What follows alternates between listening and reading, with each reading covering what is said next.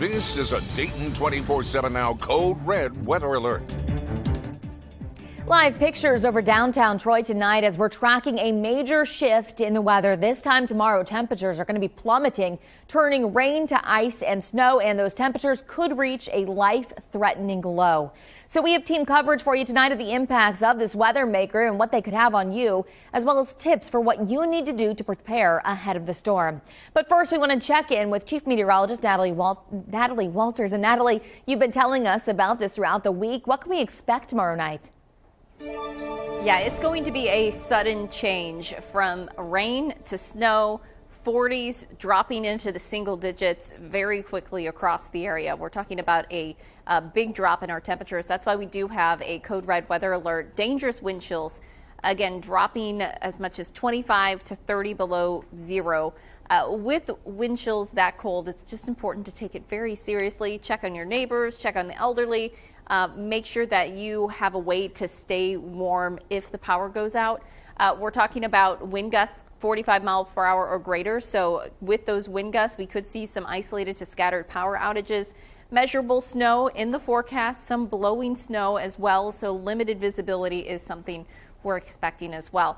Wind chill watch in place for the entire area from 1 a.m. on Friday until 4 a.m. on Saturday. We also have a winter storm warning for our northern counties. Watch for the Dayton area. Likely will be upgraded at some point as we head into the day tomorrow.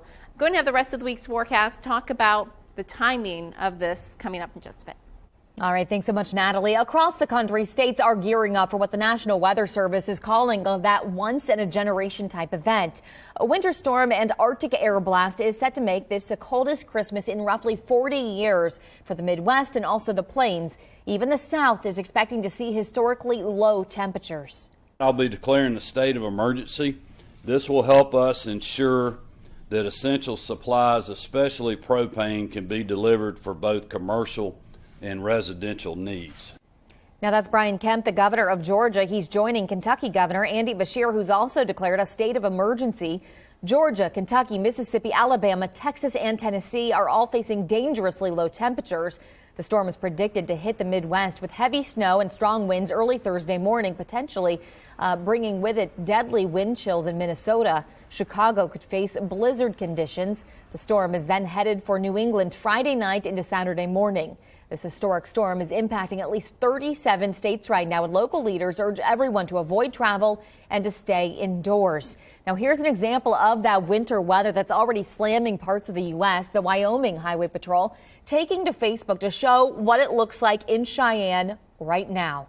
In Wyoming, it is negative 18 degrees with zero visibility there, again, urging everyone to stay off the road, and as you can see, for good reason. Now, here in the Miami Valley, the Ohio Department of Transportation is preparing for the winter weather that we're going to experience. Mamie Baugh has been talking with crews ahead of the storm. And Mamie, what are their plans? Well, right now, ODOT crews are getting some much needed rest. And because of the rain, they plan on pre-treating the roads a little differently here. So right now, crews are on standby and, they will be strategically placed throughout the state, waiting to treat 43,000 lane miles. Now, once the rain stops, they will start dumping salt and brine. Like other industries, ODOT is experiencing some staffing challenges, but they say that won't impact them getting the job done.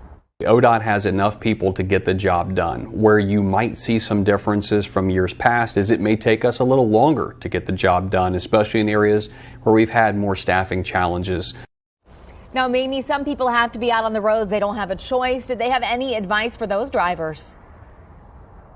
They definitely said that if you're going to be out on the roads, be mindful of their plow trucks. Give them some space. And, that's really important when they're out trying to make the roads, as passable as possible. That's what they tell me. They tell me the roads will be passable. They do say if you don't have to be out, please stay inside. But if you're going to be out, here's another thing that you need to be very mindful of. Make sure your car is good. Check the engine. Make sure you have enough antifreeze. Make sure you have enough windshield fluid. That is really, really important. And also check your battery. Make sure your battery battery is good, and also make sure you have jumper cables, right? So during this time of year when you're out on the roads, you really want to make sure you have those things in your car because you never know what can go wrong. So back here, make sure you have snacks, right? Again, because you never know what can go wrong. You can end up stranded on the side of the road. So make sure you have snacks, make sure you have a blanket to stay home, and make sure you have jumper cables like I mentioned, which is really important because keep in mind, right? Let's say you have a bad battery. It's really important that you get your battery checked. So tomorrow, get your battery checked. If you have a bad battery and those temperatures drop, it's going to be really hard to get that car up and running. Another thing that you should have in your car is a tire pressure gauge. Now this, you can check your tires, make sure they are good because your tires are really important. They get you around, right? So definitely be mindful of that and just make sure your car is good. You can definitely get your battery checked at any auto shop and it's free. Back to you. All right, thanks so much, Mamie. AES is also sharing tips ahead of tomorrow's storm. The cold weather has the potential to impact power for thousands here in the Miami Valley. So to help keep the lights on and heat on, the company says it's fully staffed going into tomorrow night with crews and materials. They're also calling for you to build a storm kit. That includes a flashlight, batteries, and blankets. Also, make sure your phone is fully charged in case you need to make calls for help or need a place to stay. Make sure you have those close by, or if people have commitments or work, that they come back to the house if in case the storm gets to a situation where a person or a family experiences a multi-day outage. Other arrangements with family members or friends who are not experiencing an outage would be good to have on hand. Now, AES also says you need to have emergency numbers available and make sure that you report any outages through their website or to them by phone. The city of Dayton also preparing for this weekend's cold temperatures by setting up some emergency shelters. So here are some of those locations around the Miami Valley for those who need it. Shelters for women and families in Dayton are going to be located at 120 West Apple Street, 1921 South Gettysburg. That's the warming shelter for men. In the city of Springfield, they're partnering with local organizations to help open a shelter at the Salvation Army, which is at 15 South Plum Street. All of these are going to be open 24 hours throughout the weekend, and we'll continue to update this list as we get any additional locations. Now, in anticipation of the storm, Wright-Patterson Air Force Base is also going to close tomorrow evening at 6. After that, we're told only emergency medical services are going to be available there on base. The only thing that will remain open Friday is the gas station and Kitty Hawk Express. However, more cancellations could come depending on the storm. Now, with temperatures set to plummet, freezing pipes could be an issue this week. Clara Faith is live outside tonight. And Clara, what can homeowners do to protect their property?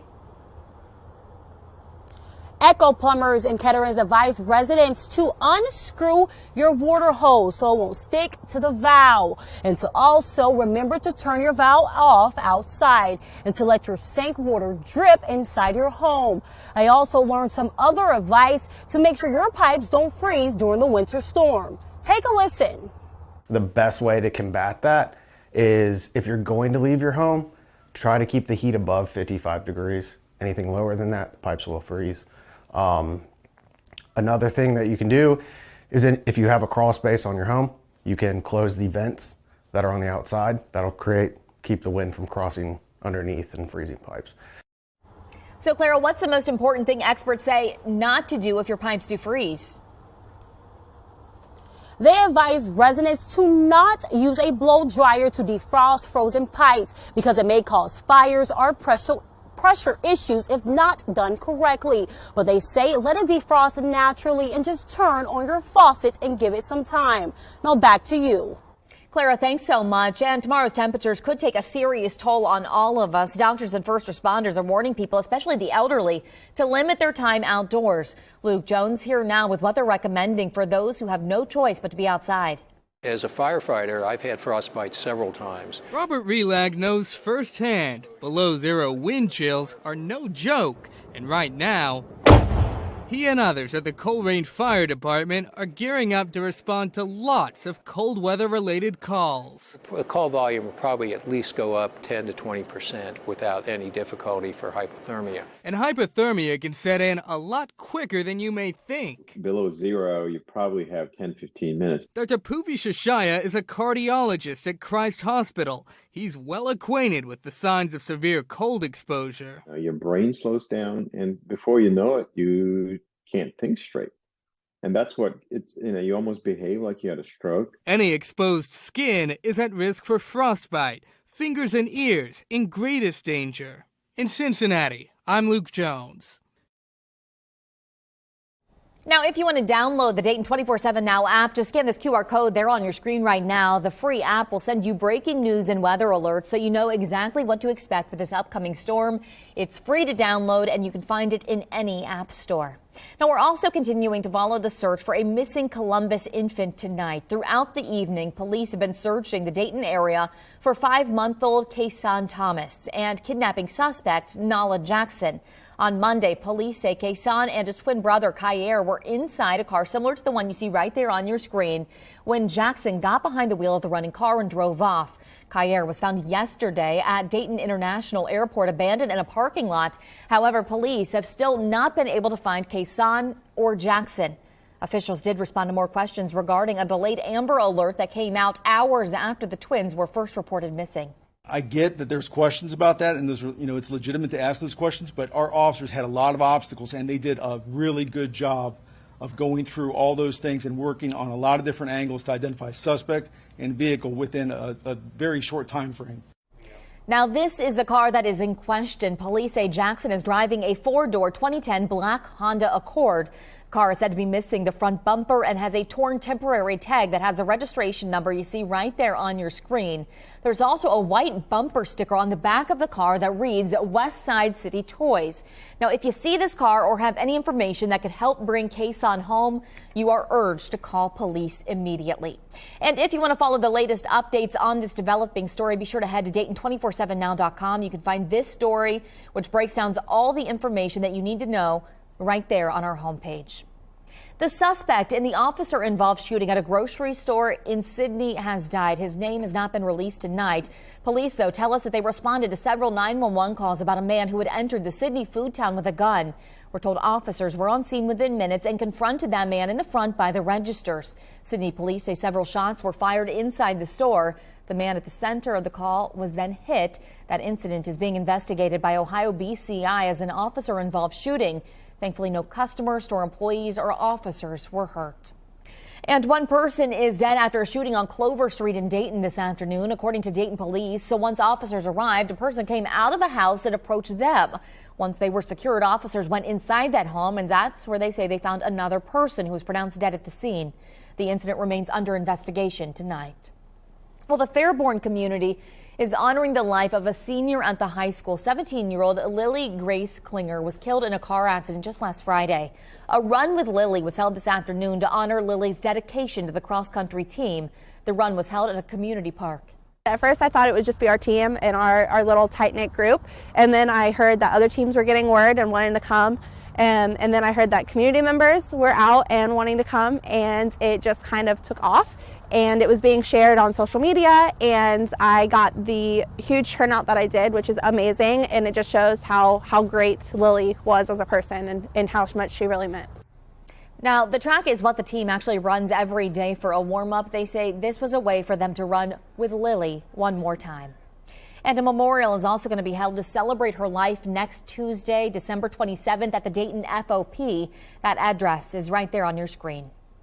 Emotions running high at a prayer vigil today in Columbus. We hear from those in the crowd as they plead for the safe return of that missing 5-month-old baby. Plus, I'm tracking our code red weather alert. Big changes arrive late tomorrow. I'll time it all out for you coming up. Here's a live look from our Kettering Health Skycam. You're watching Dayton 24/7 now.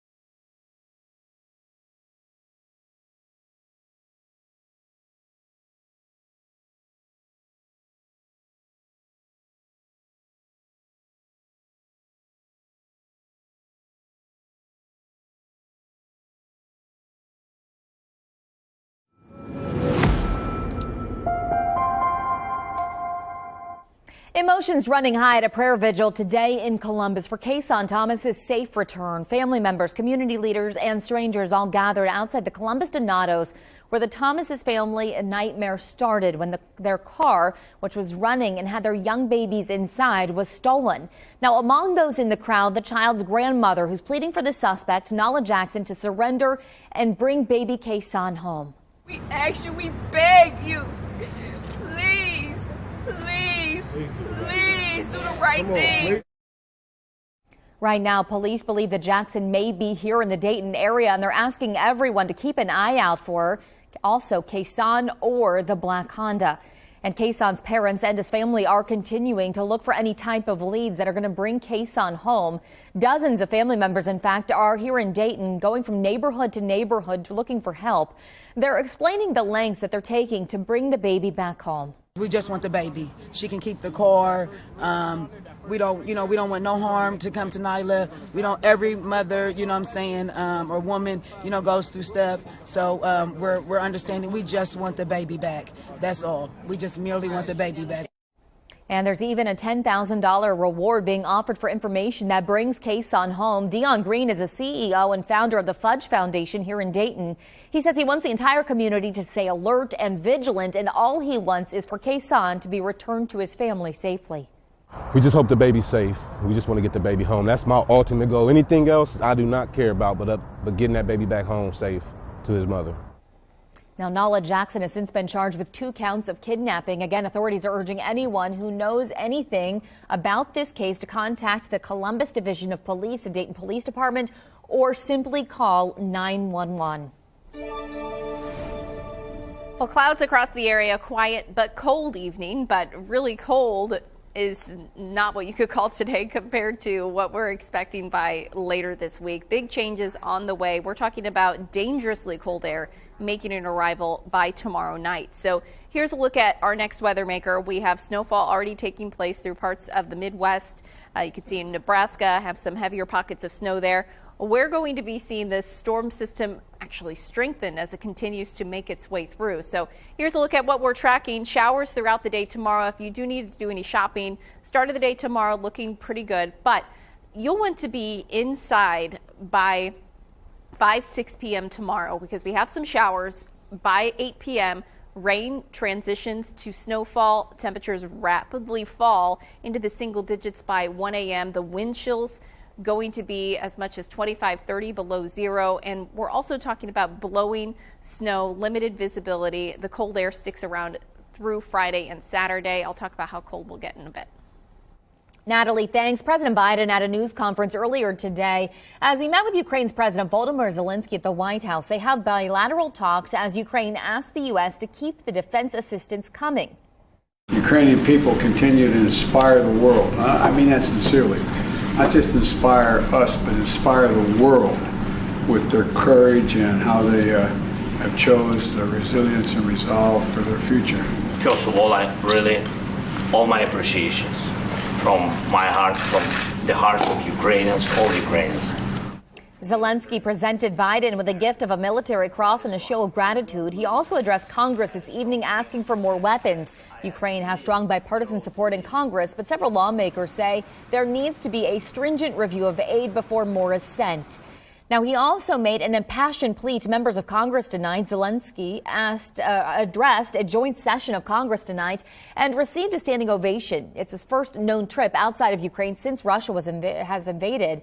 Now, he used the opportunity to thank every American for their support and called U.S. assistance vital to defend against Russia. He spoke about the brutal attacks against infrastructure, leaving many of his people in the dark and cold this holiday season, but he says that won't defeat them. If Russian missiles attack us, we'll do our best to protect ourselves. If they attack us with Iranian drones and our people will have to go to bomb shelters on Christmas Eve, Ukrainians will still sit down at the holiday table and cheer up each other. Zelensky gave lawmakers a Ukrainian flag signed by troops on the front line. House Speaker Nancy Pelosi presented Zelensky with the American flag that flew over the Capitol today. And Lydia Bice is here at the Now Desk now with how some of those lawmakers are responding to the visit tonight. Lydia. Well, they're weighing how much support the U.S. should give Ukraine as the war heads into its 10th month. Senator Lindsey Graham from South Carolina shared his thoughts on the nation's support. It's about world order. It's about the rule of law versus the rule of might. And the money we're spending, it's a lot, but it's being well used. No Americans are dying. So transparency, yes. Continued support as long as it takes, yes. Getting this right is very important for the rest of this century. So, Lydia, how has Russia responded to Ukraine receiving aid from the United States? Well, Russia is calling it an escalation while Putin ramps up the size of his military. Back to you. All right, thanks so much, Lydia. A live look now from our Kettering House sky cam. A quiet and cold night here in the Miami Valley, but it's nothing like what's coming our way. It's going to get a lot worse. Natalie is here now tracking this potentially dangerous storm for us. Yeah, it's important to take things very seriously. So best advice I can give you, if you really can, stay home from about 6 p.m. tomorrow until early Saturday morning. Just kind of stay inside, enjoy the family that you have, enjoy just being indoors and warm, because this is a look at future feels-like temperatures, as we are going to be seeing them dipping well below zero by tomorrow evening. In fact, this is 1 a.m., 3 to 15 below zero, and then through the day on Friday, 25 to 30 degrees below zero wind chills. So again, dangerously cold. It doesn't take long if you step outside to have symptoms of hypothermia as well as frostbite. So do keep that in mind. Again, the winds are going to be strong too, so we do have the risk for power outages across the area. We're talking about some wind gusts between 25 or 45, even up to 50 miles per hour throughout the day on Friday, which could cause some isolated power outages. So certainly want to be prepared ahead of this storm. I'm Matt Digby. Coming up in sports, hear from multiple student athletes who put pen to paper for signing day and where they'll continue their careers as student athletes. You're watching Dayton 24/7 Now News.